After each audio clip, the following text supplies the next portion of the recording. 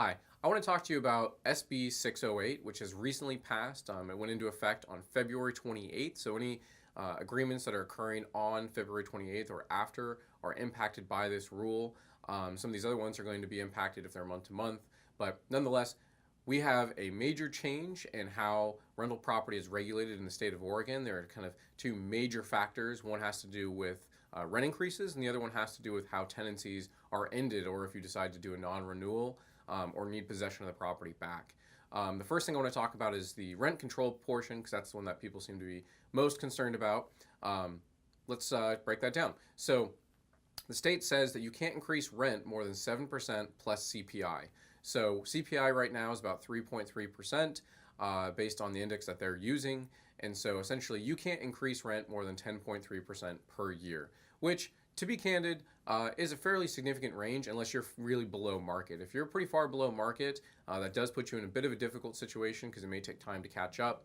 But if you're already at or close to market, most people are not increasing rents at that rate anyways, and so you should be fine from a rent increase perspective. Now, if you own property in the city of Portland, this doesn't necessarily change the cap essentially that you have at 10% or above. It's not a technical cap, but basically if you were to raise rent more than 10% or above in the city of Portland, it would trigger relocation potentially. Whereas the statewide cap is slightly higher, and it's actually a hard cap set by the state. Now, the other component of this bill that's very significant has to do with how you end tenancies, meaning say you don't want to renew the lease. Now, there's only a couple ways you can do that moving forward if the tenants lived in the property for more than 12 months.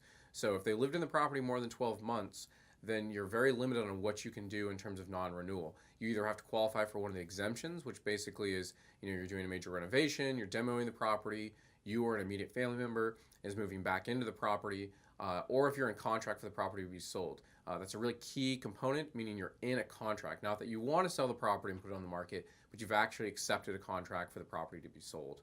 Those are the exemptions that you have where you can terminate the tenancy. Now, if the tenant receives 3 violation notices over the course of their tenancy within the last 12 months, then you can actually give them a non-renewal notice. So you don't necessarily have to work with somebody who's not complying with the rules. So you do have some flexibility there, but you don't have as much flexibility as you do within the first year of tenancy. So that first year of tenancy, you do have the ability to end the tenancy by issuing proper notice before that agreement ends. But you must do that within the first 12 months, because if you fail to do that, then you roll into the new rules.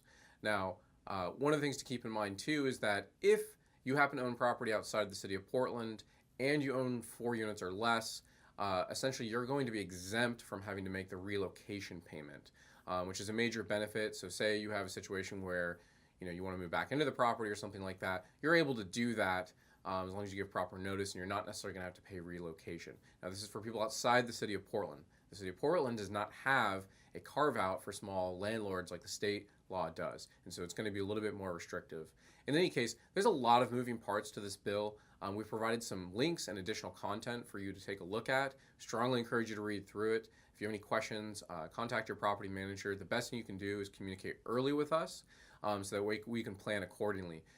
One of the nice things about this, though, is that the fact that you now have a rule essentially creating pressure for landlords to increase rents, there's actually a big incentive year after year to raise those rents. And the reason being is you do not want to get in a situation where the market rates rise faster than you're increasing rents. If that were to occur, then you could find yourself behind and being unable to make up that difference, whether you plan to sell the property or you need to increase it for maybe another financial reason. So one of the things that we're really going to be suggesting and encouraging is, when you have a lease that's up for renewal, setting market rents at whatever you're able to do, whatever the market's able to tolerate, because you want to make sure that you're staying ahead of the curve. You don't want to get stuck behind.